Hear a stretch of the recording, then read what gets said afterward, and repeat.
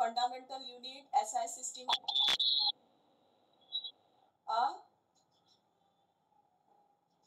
Hello, अच्छा good afternoon, मी good morning म्हटलं का? Good afternoon, good afternoon. हा चला बघा, मग काल आपण fundamental quantities, fundamental unit, then units मध्ये सिस्टीम्स बघितल्या होत्या. SI system, CGS system, MKS system आणि FPS सिस्टीम. हे एवढे कन्सेप्ट काल आपले झाले होते. आज आपण फिजिकल क्वांटिटीचे दोन क्वांटिटी बघितल्या होत्या, फंडामेंटल क्वांटिटी आणि derived quantity. Fundamental quantity, fundamental unit काल झालं होतं. आज आपण घेतोय that is derived.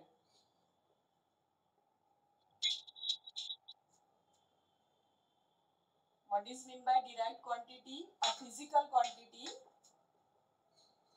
a physical quantity which depends upon one or more fundamental quantities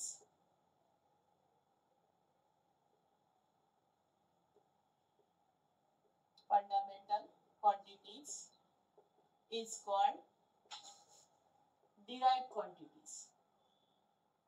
उसे हम कौन सी क्वांटिटी बोलते हैं? Derived quantity. जो एक या एक से ज्यादा फंडामेंटल क्वांटिटी पे डिपेंड होती है, उसे हम कौन सी क्वांटिटी बोलते हैं? Derived quantity. यानी इस फंडामेंटल क्वांटिटी को लेके हम एक नई क्वांटिटी. और रिजॉइन करून बघ बेटा तू. तो इस बाकी चलना ब्लर दिसते है का? हाँ, अब तो जिनको ब्लर दिख रहा है वो रिजॉइन कर लो, क्लियर हो जाएगा, या फिर वीडियो डाल दूंगी मैं. A physical quantity which depends upon one or more fundamental quantity, यानी एक से ज्यादा फंडामेंटल क्वांटिटी पे जो डिपेंड करती है, उस क्वांटिटी को हम कौन सी क्वांटिटी बोलते हैं? तो डिराइव्ड क्वांटिटी बोलते हैं. जैसे फॉर एग्जांपल, जैसे हम अगर लेते हैं एरिया का फॉर्मूला लेते हैं. Area is a physical quantity, ठीक है, क्योंकि हम इसको मेजर कर पाते हैं. लेकिन एरिया का फॉर्मूला बनाने के लिए हम अगर लेते हैं तो लेंथ इनटू बेस या बेस इनटू हाइट, इस टाइप की, यानी एक से ज्यादा हम क्वांटिटी यूज कर रहे हैं. वॉल्यूम का फॉर्मूला लेते हैं हम, volume that is length cube बोलते हैं, यानी L into L into L, यानी ये वॉल्यूम पे डिपेंड करता है. वॉल्यूम मेजर करने के लिए हमें लेंथ, ब्रेथ, हाइट सब मेजर करनी पड़ती है. क्यूब रहा तो उसकी लेंथ मेजर करनी पड़ती है, उस टाइप से. या फिर मैं फोर्स का फॉर्मूला लूं, force is equal to formula जाता है mass into acceleration. Mass is a fundamental quantity, acceleration is a derived quantity. Acceleration भी डिराइव्ड है, क्योंकि एक्सीलरेशन का फॉर्मूला है वेलोसिटी अपॉन टाइम. वेलोसिटी भी डिराइव्ड क्वांटिटी है, क्योंकि वेलोसिटी का फॉर्मूला है डिस्प्लेसमेंट अपॉन टाइम.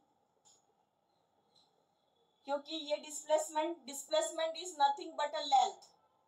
जो भी सेंटीमीटर मीटर में मेजर होता है उसके लिए हम लेंथ बोलेंगे, उसे लेंथ ही बोलेंगे. तो लेंथ कौन सी क्वांटिटी हुई? फंडामेंटल क्वांटिटी हुई. तो डिस्प्लेसमेंट भी फंडामेंटल क्वांटिटी हुई, टाइम भी फंडामेंटल क्वांटिटी हुई. दो क्वांटिटी मिला के नई क्वांटिटी बनी, वो क्वांटिटी कौन सी हुई? तो डिराइव्ड क्वांटिटी हुई. वैसे ये देखो, acceleration, velocity upon time. Velocity is a derived quantity and time is a fundamental quantity. इसको मिला के एक नई क्वांटिटी बनी, एक्सीलरेशन. तो एक्सीलरेशन भी कौन सी हुई? Derived quantity. फोर्स भी कौन सी हुई? Derived quantity. हमने जो कल 7 फंडामेंटल क्वांटिटीज ली और 2 सप्लीमेंट्री क्वांटिटीज ली, उसको मिला के, यानी उनको कंबाइन करके हम जो नए नए फॉर्मूले बनाते जाते हैं, उस क्वांटिटी को हम कौन सी क्वांटिटी बोलते हैं? तो डिराइव्ड क्वांटिटी. इसमें बहुत सारी, यानी जनरली हम मैक्सिमम हमारी जो भी फिजिकल क्वांटिटीज है, बहुत सारी फिजिकल क्वांटिटीज है, वो 7 छोड़ के और 2 सप्लीमेंट्री छोड़ के बाकी सारी की सारी फिजिकल क्वांटिटीज जो है वो कौन सी क्वांटिटी है? तो डिराइव्ड. उसमें फिर बहुत सारी आती है. इलेक्ट्रिक फील्ड इंटेंसिटी भी, सॉरी इलेक्ट्रिक फील्ड इंटेंसिटी नहीं, sorry intensity is a fundamental quantity. उसमें फिर हमारा force, pressure, work done, kinetic energy, potential energy, बहुत सारे हैं. यानी जितने भी फॉर्मूले आते होंगे फिजिक्स में, मैग्नेटिक इंडक्शन बोलो, फ्लक्स बोलो, मोमेंटम बोलो, ये सारी जो क्वांटिटीज है, ये सारी कौन सी क्वांटिटीज है आपकी? तो डिराइव्ड क्वांटिटी है. ठीक है, तो आपको अगर डिराइव्ड क्वांटिटी के एग्जांपल देना है तो आप ये भी दे सकते हो. और फंडामेंटल के तो हमने कल ले ही है. Length, mass, time, temperature, electric current, luminous intensity, ये सारे 7 फंडामेंटल और 2 सप्लीमेंट्री मिला के वो क्या हो जाती है आपकी फंडामेंटल क्वांटिटी। उसको लेके हम जो नई बनाते हैं उसे हम कौन सी बोलते हैं, तो डिराइव्ड क्वांटिटी बोलते हैं। और इस डिराइव्ड क्वांटिटी को मेजर करने के लिए हम जो यूनिट यूज करते हैं उसे हम कौन सा यूनिट बोलते हैं, तो डिराइव्ड यूनिट बोलते हैं। तो what is mean by derived unit?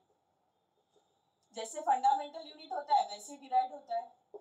हम इसे भी ऐसा लिख सकते हैं, a unit used to measure the derived quantity, या a unit which depends on one or more fundamental unit, that unit is called as derived unit.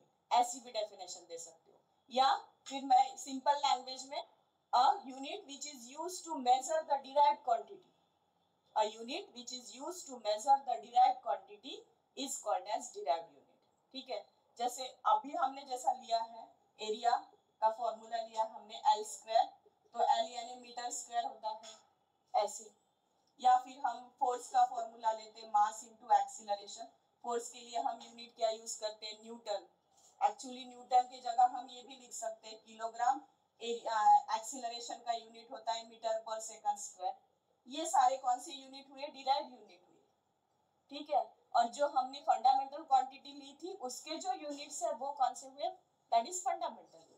उसको लेके हम जब नए यूनिट बना रहे हैं, ऐसी क्वांटिटीज, नई क्वांटिटीज और नए यूनिट बनेंगे फिर उसको, तो उसे हम कौन से यूनिट बोलेंगे, that is a derived unit. ठीक है, तो आपके शायद टेक्स्ट बुक में तो एक बड़ा सा टेबल दिया है जो बेसिक यूनिट्स यानी बेसिक एक टेबल दिया हुआ है जिसमें बेसिक फॉर्मूले हैं, वो सारे डिराइव्ड फॉर्मूले हैं, वो सारी डिराइव्ड क्वांटिटीज है। एक मिनट, आपके टेक्स्ट बुक में पूरा एक टेबल दिया हुआ है डायमेंशंस में, वो जो है वो पूरा डिराइव्ड क्वांटिटी का ही टेबल है, यानी पूरे नहीं आते उसमें, लगभग ये जो जिसको लेके हम नए नए भी फॉर्मूले बना सकते हैं उस टाइप के, और वो सबसे बेसिक फॉर्मूले हैं जो फिजिक्स के हर एक बच्चे को आना ही चाहिए वो फॉर्मूले उस टाइप। तो उसे हम कौन से यूनिट बोलेंगे, डिराइव्ड यूनिट बोलेंगे। अच्छा, कल हमने एक और लिया था that is a plane angle, ऐसा एक कंसेप्ट लिया था हमने प्लेन एंगल करके। प्लेन एंगल यानी हम ये ऐसा बोलते हैं, ये जो बनता है इसे हम कौन सा बोलते हैं, plane angle, which is denoted by theta, और छोटा सा है तो हम उसे कैसे डिनोट करेंगे, डी थीटा से। इसका एक फॉर्मूला है, ये सपोज एक सर्कल है, ये सारा सर्कल है, उसमें का हमने एक छोटा सा एंगल लिया डी थीटा, और आपको पता है ये जो होती है इसे हम आर्क बोलते हैं। क्या बोलते हैं हम इसे, arc. Arc of a circle आपने ज्योमेट्री में पढ़ा होगा, मैथमेटिक्स में। तो दिस इज आर्क, और ये इसकी सपोज टू बी रेडियस है। तो इन दैट कंडीशन एक फॉर्मूला बनता है प्लेन एंगल के लिए, that is angle is equals to arc upon radius, ऐसा एक फॉर्मूला बनता है। तो एंगल कौन सा, तो डी थीटा। आर्क कौन सी, तो अगर मैं इसे नाम दे दूं ds, तो ये ds, and radius is R. तो इस पे से इसका एक फॉर्मूला बनता है D theta is equals to ds upon R. ये किसके लिए बन रहा है फॉर्मूला, प्लेन एंगल के लिए। Plane angle is equals to arc upon radius. अगर मैं एंगल को डी थीटा से डिनोट करूं, ये डिस्टेंस कवर हुआ, डिस्प्लेसमेंट हुआ, तो दैट डिस्प्लेसमेंट इज ds और रेडियस इज r, तो फॉर्मूला बनता है D theta is equals to ds upon r। अच्छा फॉर्मूला है, और ध्यान में रखना पड़ेगा आपको ये angle is equals to arc upon radius. और मुझे लगता है ये आपको पता भी होना चाहिए, अगर आपने मैथमेटिक्स में आर्क ऑफ अ सर्कल पढ़ा है तो ये तो पता ही होना चाहिए, दैट इज प्लेन एंगल। और वैसे ही सॉलिड एंगल का भी है, उसका भी एरिया अपॉन रेडियस आती है शायद सॉलिड एंगल के लिए। एक मिनट मुझे देखने दो उसका फॉर्मूला क्या आता है। एरिया अपॉन रेडियस ही आता है उसमें, इसमें हम डिस्टेंस लेते हैं, उसमें एरिया लेते हैं, क्योंकि वो क्या बोलते हम 3D में आता है, 3D में आता है। जैसे मैंने कल आपको कोण काय माहिती होते की नाही, तो मध्ये फोन आला तर कट झाली वाटतं। तो हाँ, हम कहाँ थे, 5 न्यूटन, यानी अगर साइंटिस्ट का पूरा नाम लिखना है तो लेटर पहला स्मॉल ही होना चाहिए, सिंबॉलिकली लिखना है तो कैपिटल में होना चाहिए। हाँ बोलो, बा अटकत नका जा, तू पटकन पटकन बोलत जा ना बेटा.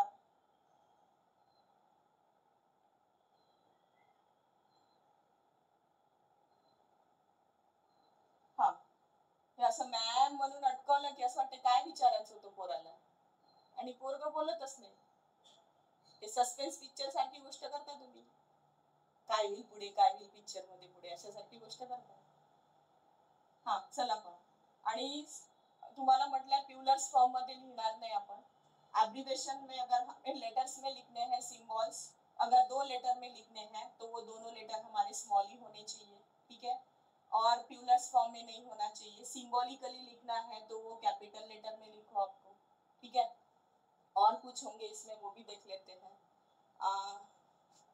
ये हो गया प्यूलर्स फॉर्म. हाँ, आपको अगर इसमें लिखना है 2 यूनिट को लिखना है, जैसे हम लिखते हैं metre per second, metre per second ऐसा भी लिखा जाता है, और मीटर पर सेकंड ऐसे लिखते हैं हम. इसका पावर यानी क्या होता है, 1 होता है. ये जब ऊपर जाता है तो इसी माइनस में होता है, तो इसे हम ऐसा भी लिख सकते हैं मीटर सेकंड इनवर्स. इसमें गैप होनी चाहिए, इसमें 2 लेटर्स के बीच में गैप होनी चाहिए, या फिर ऐसे स्लैश दे दो इसके बीच में. तो मीटर सेकंड इनवर्स ऐसा लिख सकते हो, मीटर सेकंड इनवर्स ऐसा लिख सकते हो, या मीटर पर सेकंड ऐसा भी लिख सकते हो आप. या फिर मेरे पास ऐसा यूनिट है मीटर पर सेकंड स्क्वायर, ऐसा भी लिखा जा सकता है इसको. मीटर ये s to the power 2 upon में है, ऊपर गया तो s टू द पावर -2 ऐसा भी लिख सकते हो, या इसमें स्पेस दे दो ऐसा m dash s to the power -2 ऐसा लिखो. ऐसा मत लिखो मीटर सेकंड -2, इसका मीनिंग होता है मिली सेकंड. इसका मीनिंग क्या हो गया, अगर हम उसमें गैप नहीं रखते तो उसका मीनिंग होता है मिली सेकंड. जैसे हम माइक्रोमीटर लिखते हैं, मिलीमीटर लिखते हैं, सेंटीमीटर लिखते हैं, वैसे यूज होता है उसका. इसका मीनिंग हो जाता है फिर मिली सेकंड. तो मिली सेकंड तो नहीं है, वो क्या है, मीटर पर सेकंड स्क्वायर है ऐसे. तो हम इसमें थोड़ी सी गैप रखेंगे, या फिर ऐसे डैश दे देंगे उसके बीच में, या फिर ऐसा सिंबल दे दो metre per second square. Maximum हम यही यूज करते हैं, ये इसमें नहीं गिरते, क्योंकि कभी कभी हमें यहाँ पे स्पेस देने का ध्यान नहीं रहता, डैश देने का ध्यान नहीं रहता, फिर हम सीधा सीधा ये यूज करते हैं मीटर पर सेकंड स्क्वायर, उससे चल जाता है, ठीक है. और क्या था उसमें, और रूल क्या है. हाँ, यूनिट लिखने हैं आपको, यानी एक से ज्यादा वाले अगर यूनिट लिखने हैं, जैसे इसमें आपके इसमें एग्जांपल दिया है joule, kilogram, kelvin. Joule, kilogram, kelvin. Kelvin is a name of scientist, इसलिए उसको कैपिटल ए से डिनोट किया है. किलोग्राम का के छोटा रहेगा, जी का भी छोटा रहेगा. Joule is also name of scientist, इसलिए हम उसको भी कैपिटल जे से डिनोट करेंगे सिंबॉलिकली. लेकिन अगर ये ऐसा ही लिखा जाएगा, ऐसा नहीं लिखा जाएगा कि एक का नाम लिखो या जूल का नाम लिखो पूरा, और किलोग्राम केल्विन सिंबॉलिकली लिखो, या फिर जे ऐसा ही रखो, किलोग्राम ऐसा लिखो और यहाँ पे केल्विन का पूरा नाम लिख लो. इस फॉर्म में नहीं चलेगा. आपको देने हैं तो पूरे सिंबल दो, नहीं तो पूरा नाम लिखो. जनरली तो सिंबल ही देते, हम नाम के साथ लिखते ही नहीं है. तो अगर नाम के साथ लिखना है, पूरा नाम लिखना है उसका, तो पूरा लिखो फिर JOULE जूल, देन किलोग्राम ऐसा, देन केल्विन पूरा. ऐसा नहीं कि किसी के लिए सिंबल यूज करो और किसी का पूरा नाम लिख लो, ऐसा नहीं होना चाहिए, ठीक है. तो लिखते समय पूरी सिंबॉलिकली लिखो. हाँ,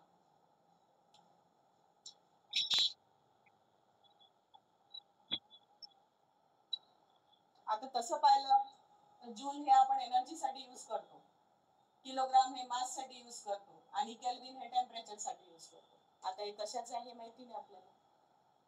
हे त्यांनी, मी याच्यातलं एक्झाम्पल घेते, कशाचं युनिट आहे हे दिलेलं नाही आहे, एक कॉम्बिनेशनल युनिट दिलेलं आहे त्यांनी. आता कशाचं आहे हे माहिती नाही आपल्याला. एनर्जी पर युनिट मास पर युनिट टेम्परेचर हे कशाचं माहित नाही आपल्याला, त्यांनी एक एक्झाम्पल म्हणून घेतलेलं आहे. कशाचं आहे हे दिलेलं नाही. तुम्ही दुसरं कोणतं एक्झाम्पल घेऊनही करू शकता. कापड कुठे ठेवलं, कोणत्या क्वांटिटीचं आहे हे दिलेलं नाही. हा, पण याचं कारण हे वर्कडनही असू शकतं, वर्कडन ही पोटेन्शियल एनर्जी असू शकते, ही कायनेटिक एनर्जी असू शकते. त्याच्यामुळे हे कशाचं युनिट आहे,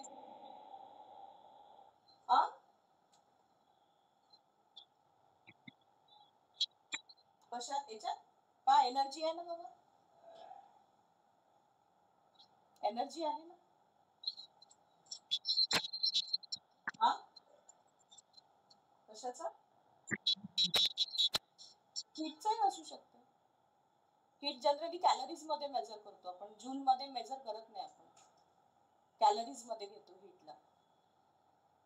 याला आपण एनर्जीला घेतो. एनर्जी कोणती, मग एनर्जी कोणती, कायनेटिक, पोटेन्शियल, वर्क डन, ते घेऊ शकता तुम्ही त्याच्यात. ते त्यांनी एक कॉम्बिनेशन दाखवलं तुम्हाला, तुम्ही कशाचे कॉम्बिनेशन घेऊ शकता. मग हे असे घेता येते तुम्हाला. मी आपलं जे नेहमीच आहे force, kilogram metre per second square असे घेता येते. हे कशाचं आहे माहिती आपल्याला, kilogram is a mass, metre per second square is acceleration. आता खूप साऱ्या फिजिकल क्वांटिटी आहे, एक आणि दोन फिजिकल क्वांटिटी नाही आहे फिजिक्स मध्ये, हजारो नी फिजिकल क्वांटिटीज आहेत. आणि त्याचे प्रत्येकाचे फॉर्म्युले त्याच्या फॉर्म्युलेनुसार डिराईव्ह होत जातात. म्हणजे ती कोणती क्वांटिटी आहे पुढची त्याच्यावर डिपेंड करत जाते. हा, तुम्ही त्याचे युनिट मग डिराईव्ह करू शकता जर तुम्हाला बेसिक युनिट माहित असेल तर. जर तुम्हाला त्याचे बेसिक युनिट माहित नसेल तर मग तुम्ही नाही काढू शकत. नाहीतर मग कोणत्याही क्वांटिटीचा जर फॉर्म्युला माहिती असेल तर आरामात तुम्ही त्याचे युनिट डिराईव्ह करू शकता, फाइंड आउट करू शकता.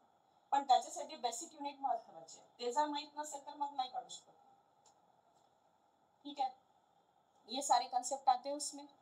और एक प्रेफिक्स का कंसेप्ट आता है, यानी हम रेस्ट टू दी पावर में भी लिख सकते हैं. जैसे ये लिखा है 1 मिली सेकंड, ऐसा लिखा है. मिली यानी कितना होता है पता है, मिलीमीटर यानी कितना होता है 10 raised to the power, millimetre के मीटर करना 10 रेस्ट टू दी -3. तो मैं इसको ऐसा भी लिख सकती हूँ 10 raised to the power -3 second. ये प्रेफिक्स के फॉर्म में हुआ. ये जो आपके पावर्स है वो पॉजिटिव भी हो सकते हैं, निगेटिव भी हो सकते हैं. जैसे अगर मुझे 1 किलोमीटर है, इसको मुझे मीटर के फॉर्म में लिखना है, तो मैं कैसे लिखूंगी इसको 10 raised to the power 3 metre. Kilo के मीटर, किलोमीटर के मीटर करने हैं. 1 किलोमीटर कितने का होता है, 1000 मीटर का 1 किलोमीटर होता है. तो मैं ऐसा भी लिख सकती हूँ उसको 10 raised to the power 3 metre. 1 microfarad, तो ये माइक्रोफैरेड को फैरेड लिखना है मुझे. माइक्रो यानी 10 रेस्ट टू दी पावर -6 होता है, तो मैं इसको ऐसा लिख सकती हूँ 10 raised to the power -6 farad. Microcoulomb, picofarad, 1 picofarad that is 10 raised to the power -12 farad. 1 nanofarad, nanofarad that is 10 raised to the power -9 farad. ऐसा